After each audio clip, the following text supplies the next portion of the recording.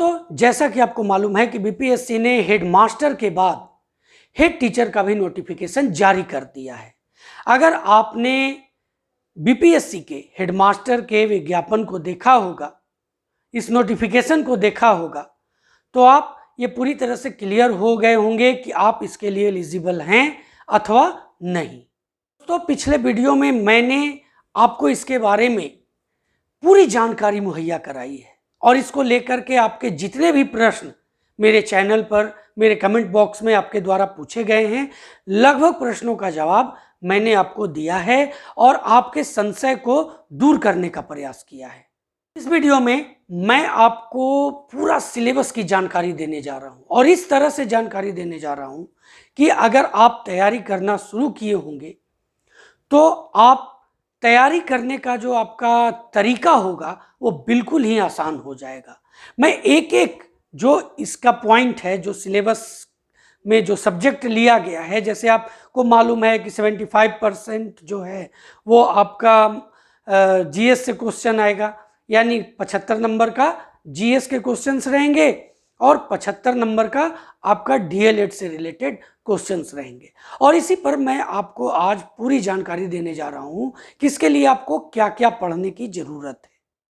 देखिए, आप स्क्रीन पर देख रहे हैं पाठ्यक्रम प्रधान शिक्षक यानी सिलेबस प्रधान शिक्षक का। इसमें क्या है तो पूर्णांक 75 का आपका क्या आने वाला है, सामान्य अध्ययन।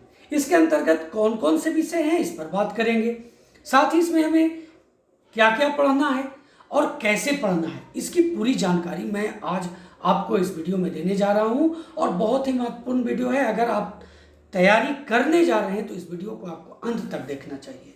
तो इसमें सबसे पहले क्या है, सामान्य विज्ञान से क्वेश्चंस जो आपके आएंगे। दूसरा है राष्ट्रीय और अंतर्राष्ट्रीय महत्व की समसामयिकी घटना, यानी कि करेंट अफेयर्स आपको पूरा ध्यान रखना है। इसके बारे में मैं बताऊंगा आपको कैसे इसकी तैयारी करना है। पहले इस पर बात कर लेते हैं।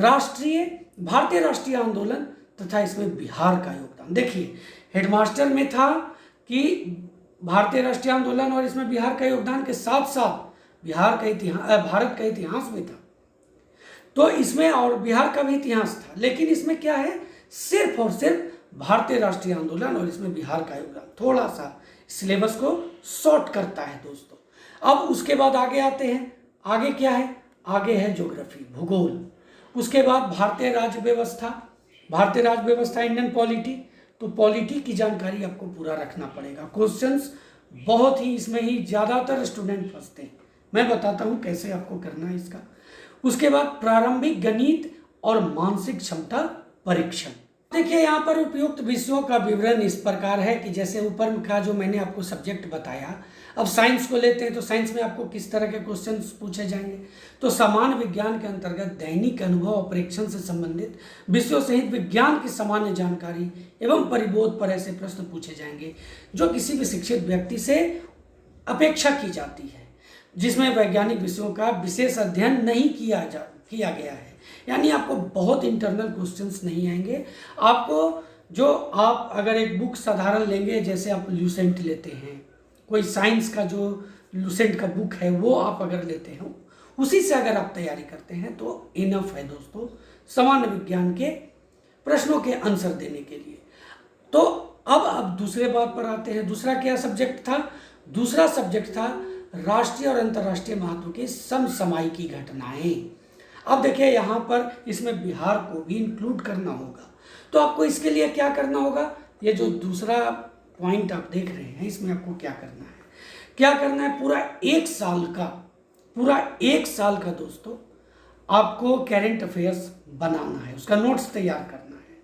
आपको बेहतर क्या होगा, आप मार्केट में जाएं, साल भर के बहुत से बुक आए हुए थे पिछले महीने तक, आप उसे तुरंत परचेज करें और उससे अपना नोट्स बनाना शुरू कर दें, जिसमें बिहार का जो घटनाएं हैं उसे जरूर उसमें मेंशन करें, अपना जो आपका नोट्स होगा उसमें। अब जो तीसरा पॉइंट है, हिस्ट्री के बारे में बात करते हैं। तो भारत के राष्ट्रीय आंदोलन के अंतर्गत 19वीं शताब्दी के पुनरुत्थान के स्वरूप और स्वभाव, राष्ट्रीयता का विकास तथा स्वतंत्रता प्राप्ति से संबंधित प्रश्न पूछे जाएंगे। यानी पूरा समझिए कि आपको जो मॉडर्न हिस्ट्री है, जिसमें राष्ट्रीय आंदोलन से जुड़े जो महत्वपूर्ण घटनाएं हैं, और बिहार का तो एक महत्वपूर्ण इसमें योगदान रहा है स्वतंत्रता संग्राम के मामले में अगर बात करें तो परीक्षार्थियों से आशा की जाती है कि वे भारतीय स्वतंत्रता संग्राम में बिहार की भूमिका पर पूछे गए प्रश्नों के भी उत्तर दें। यानी आपको हिस्ट्री में क्या करना है, पूरा जो मॉडर्न हिस्ट्री है उसे आपको उठा लेना है इंडिया का, और साथ ही साथ जो उसमें बिहार की जो बातें हैं उसका आपको अलग से नोट्स तैयार कर लेना है, उसको कंप्लीट कर लेना है। अगला पॉइंट है भारत और बिहार के, यानी कि ज्योग्राफी की बात कर रहा हूं मैं, तो भारत तथा बिहार के जो ज्योग्राफी है, भूगोल है, उसके अंतर्गत देश के सामाजिक तथा आर्थिक भूगोल से संबंधित प्रश्न होंगे, जिनमें भारतीय कृषि और प्राकृतिक साधनों की प्रमुख विशेषताएं सम्मिलित होंगी। अब ध्यान देने की बात है कि आप ज्योग्राफी उठाएं, उसमें भारत और बिहार का भूगोल, खास करके बिहार का भूगोल पर आपको ज़्यादा ध्यान देना पड़ेगा, क्योंकि इससे बहुत से क्वेश्चंस आते हैं। उसमें क्या करना है, सामाजिक और आर्थिक भूगोल से जो प्रश्न आते हैं उसको आप अपने कॉपी में नोट करते जाएं। इससे ज़्यादा आपको ज्योग्राफी में क्वेश्चंस नहीं पूछे जाएंगे। भारत की राज्य व्यवस्था, तो दोस्तों जो इंडियन पॉलिटी है, और उसमें आपको यह भी ध्यान देना है कि इसमें पंचायती राज व्यवस्था पर विशेष ध्यान देना है। विकास योजना जो सम्मिलित होंगे उसमें, जितना भी विकास योजना बिहार से संबंधित, देश से संबंधित जो विकास योजनाएं हैं, उसको तो आपको बहुत अच्छी तरह से तैयार करना पड़ेगा, उसे पढ़ना पड़ेगा। और दोस्तों मैं जब अपने चैनल के द्वारा आपको तैयारी कराऊंगा तो इन सब बातों को, इन सब पर वीडियो आपके बीच में रखने जा रहा हूं। तो दोस्तों अब आगे बढ़ते हैं, गणित के ऊपर आते हैं। तो प्रारंभिक गणित और मानसिक क्षमता जांच पर प्रश्न, जैसा कि मैंने आपको बताया 10 क्वेश्चंस रहेंगे, इससे कम भी हो सकते हैं, 5, 6 ये भी हो सकते हैं। ऐसे जो बीपीएससी का जनरल एग्जाम होता है उसमें 10 क्वेश्चंस पूछे जाते हैं, लेकिन चूंकि यहाँ पर एकदम हाफ कर दिया है आपको, तो हो सकता है 5 क्वेश्चंस पूछे जाएं। एक बात मैं और आपको बता देना चाहता हूं कि जो मैथमेटिक्स होगा दोस्तों, उसका लेवल जो होगा वो क्लास 10th तक के जो आपको क्वेश्चंस होते हैं, यानी जो क्लास 10th तक जो मैथमेटिक्स है उससे जो क्वेश्चंस बनते हैं, वो क्वेश्चंस आपको मैथमेटिक्स में पूछे जाएंगे। यहाँ पर हेडमास्टर में ऊपर के प्रश्न पूछे जा सकते हैं, लेकिन आप निश्चित मान लें मैक्सिमम 10th तक के क्वेश्चंस आपको मैथमेटिक्स में पूछे जाएंगे। तो दोस्तों अब हम लोग नेक्स्ट जो 75 नंबर का जो क्वेश्चंस आएंगे उस पर बात करते हैं, उस सिलेबस पर बात करते हैं। और वो सिलेबस क्या है, डीएलएड का। पूरा डीएलएड की जानकारी अगर आपके पास नहीं है तो आपको उसको ले लेना है, क्योंकि 75 मार्क्स का आपको इसी से क्वेश्चंस आने वाले हैं। तो अब हम लोग इकाई नंबर 1 में क्या है उसके बारे में देखते हैं। तो देखिए इसमें क्या है, बच्चे तथा बचपन, इसका क्या, सामाजिक, सांस्कृतिक और ऐतिहासिक समझ, बच्चे तथा बचपन का, इससे क्वेश्चंस बनेंगे और उस सब को आपको नोट कर लेना है। बाल अधिकारों के संदर्भ में क्या, अपेक्षित जो वर्गों से आने वाले बच्चे हैं उस पर विशेष चर्चा यहाँ पर होगी, यानी उस पर आपको ध्यान केंद्रित करना है, आपको उसका नोट्स बनाना है। शिक्षा, विद्यालय और समाज, अंतर संबंधों की समझ, पूरा का पूरा दोस्तों शिक्षा, विद्यालय और समाज का आपको पूरा जो तीनों में अंतर संबंध है उस पर ध्यान केंद्रित करना है, उससे क्वेश्चंस निकालने हैं। और ऐसे क्वेश्चंस निकालने हैं जो ऑब्जेक्टिव टाइप हो सकते हैं, और उसकी तैयारी आपको कर लेनी है। विद्यालय में समाजीकरण की प्रक्रिया, विभिन्न कारकों की भूमिका व प्रभावों की समझ, शिक्षा है। अब इस शिक्षा में क्या है, देखिए एक जगह पर अंतर संबंध की समझ था, शिक्षा, विद्यालय और समाज।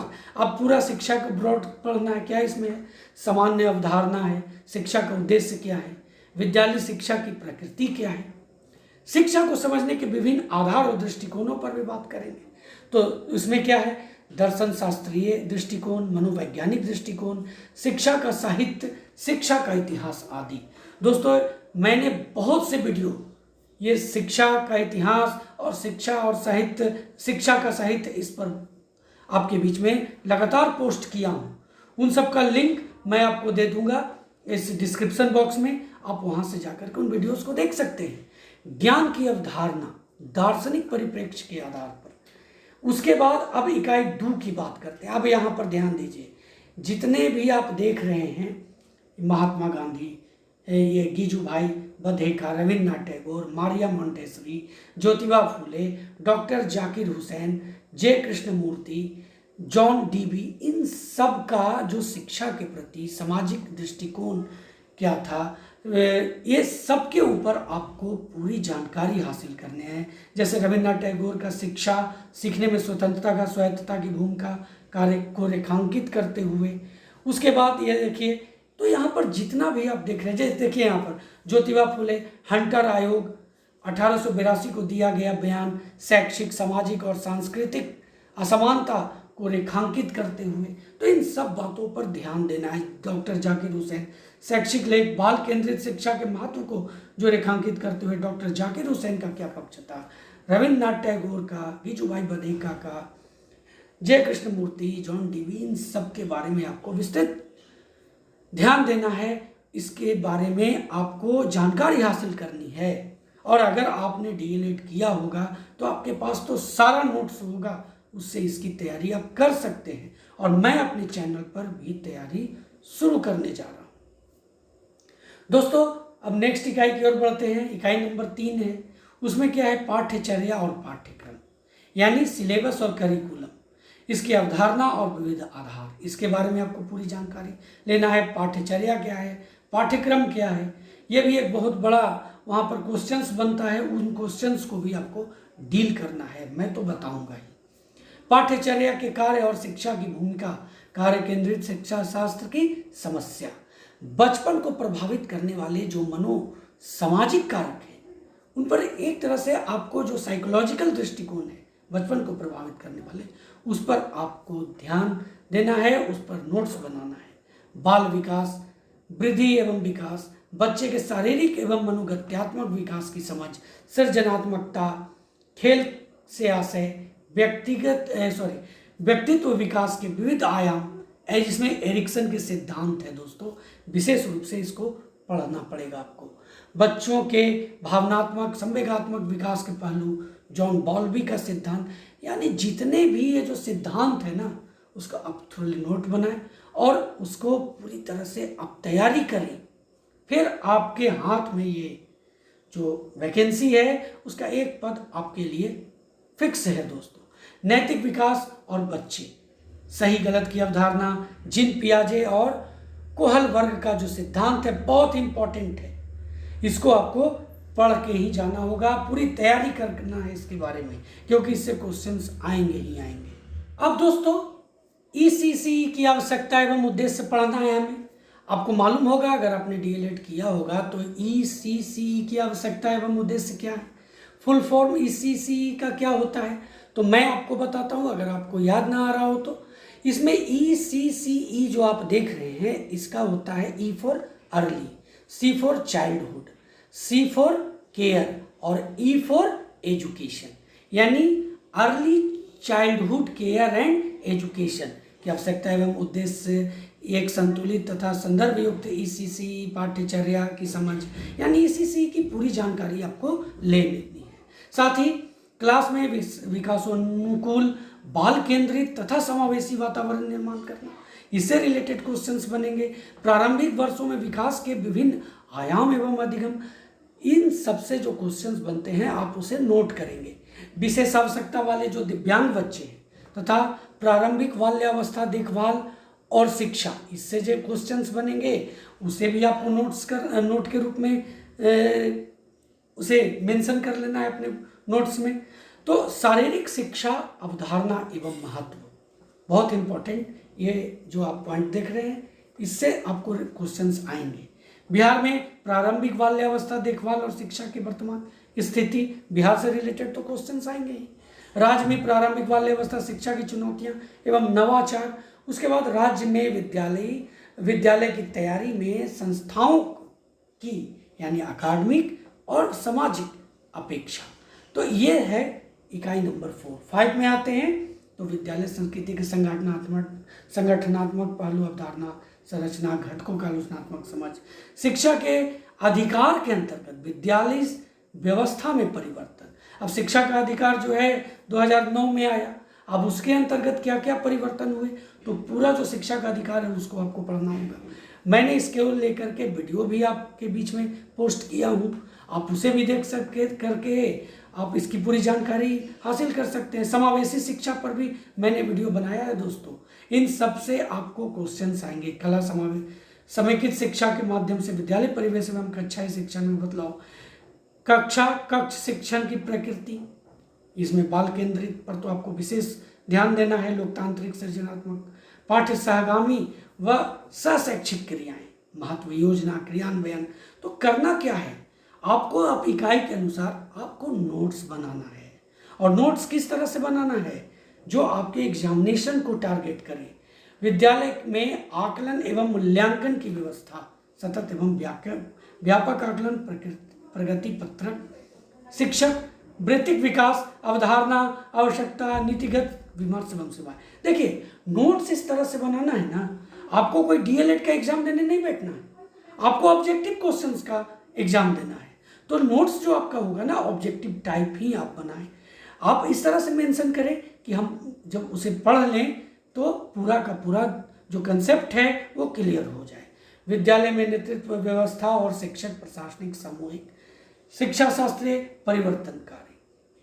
इकाई नंबर 6 की ओर बढ़ते हैं। इसमें क्या है, तो निकटवर्ती जिला स्तरीय संस्थाएं, जैसे आपको सीआरसी है, बीआरसी है, जिला शिक्षा एवं प्रशिक्षण संस्थान डाइट है, उसके बाद पीटीईसी यानी प्रारंभिक शिक्षक शिक्षा महाविद्यालय, इसकी पूरी जानकारी आपको हासिल करना है।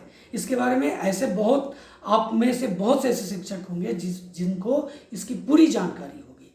राज्य स्तरीय संस्थाएं, जैसे उसमें आपको क्या आ जाएगा, तो SCERT के बारे में मैंने बताया है दोस्तों अपने वीडियोस के माध्यम से। BPC है, उसके बाद बिहार विद्यालय परीक्षा बोर्ड BSEB, उसके बाद BSSB। मैं दोबारा आपको इन सब के बारे में बताने जा रहा हूँ। आप चैनल पर नए हैं तो सब्सक्राइब जरूर कर लेंगे दोस्तों। उसके बाद बिहार राज्य मदरसा शिक्षा बोर्ड, इसम के बारे में, बिहार मुक्त विद्यालय शिक्षण एवं परीक्षा बोर्ड, इन सब की जानकारी आपको हासिल करना है। मेन रूप से आपको क्या करना है, नोट्स बनाना है।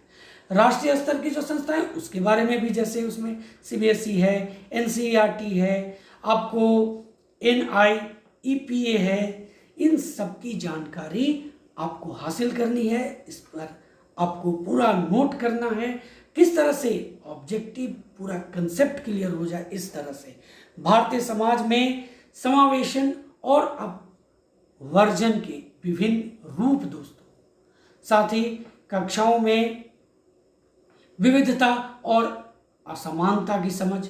समावेशी शिक्षा पर तो आप पूरा एक नोट्स बना ही लेंगे, क्योंकि इससे आपको बहुत सारे क्वेश्चंस आएंगे। समावेशी शिक्षा से पूरा विवरण आपको रख लेना है, और इस तरह से कि उससे जो क्वेश्चंस बने उस पर ध्यान ज़्यादा केंद्रित करना है, और उसको ही पॉइंट वाइज आप लिखते चले जाएंगे।